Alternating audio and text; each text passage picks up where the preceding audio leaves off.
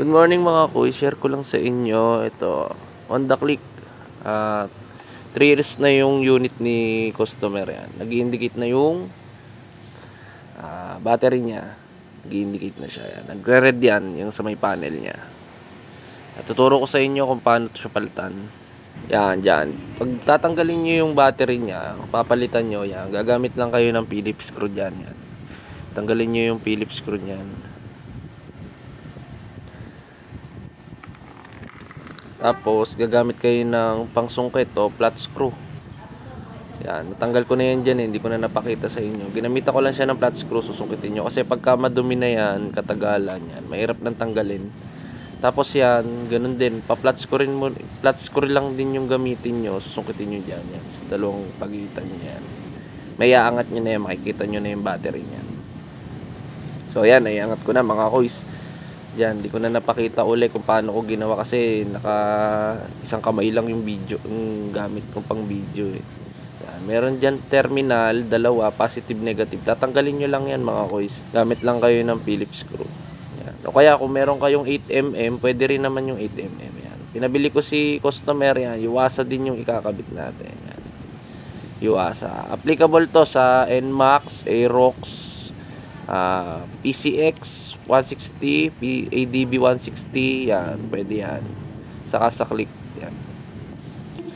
Yan, may dalawang tornilyo yan, yung pinaka nut niya sa ilalim. Yan, lalagay nyo lang yan, dalawang yan.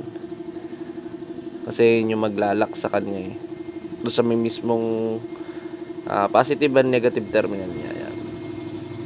So yan, bago nyo siya ikabit, mas maganda linisin nyo muna. Kasi pagka madumi yan, mga sir, mga kuys, mahirapan kayo magpasok niyan. Mahirapan kayo magpasok nung battery cover.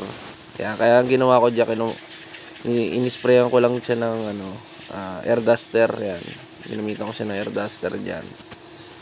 So yan mga kuys, kinabit ko na rin yung terminal at nalinis ko na rin yung lagay ng battery. Then ilagay na natin tong cover para matapos na natin ito. Yan. Tapos meron yan dyan yung pinakasakit niya, yung kulay pula yan. Yan. Pagka lalapat nyo lang ng igi. Kasi pagka hindi siya lapat ng maigi, yung takip niyang panghuli, mahirapan kayo magkabit. Yan. Suksuk nyo lang yan dyan. Meron naman suksukan yan dyan sa ilalim. Yan. Makikita nyo yan dyan.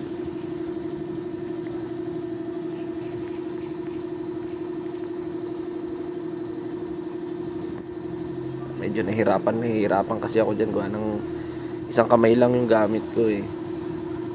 Pagpasensyaan nyo ng mga kuys. Ayan. Tapos lagay nyo na to mismong takip niya sa may footboard yan. Papasok nyo lang yung dalawang ngipin na yon. Pag naipasok nyo na yan, ayan, kabit nyo na yung tornilyo ulit. Yan. Ewan ko ba't may washer yan eh. Wala talagang washer yan. Ilagay lang siguro. Yan, lagay nyo lang tong Philip. Yan, ipitan nyo lang ng higi.